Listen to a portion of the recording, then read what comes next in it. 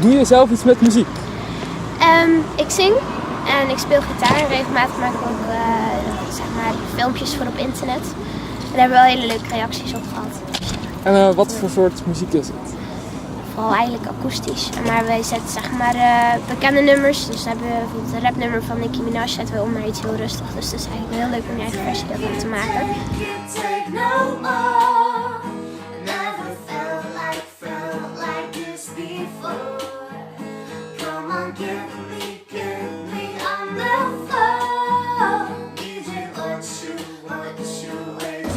Ik ben heel erg fan van Taylor Swift, maar ook Lana Del Rey, omdat het voor mij, ik vind het gewoon bijzondere muziek. Het zegt veel.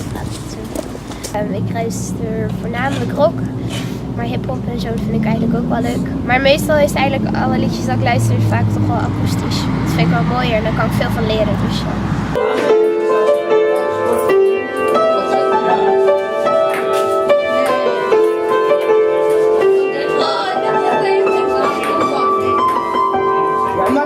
ja, eigenlijk meer bouwstijl en zo.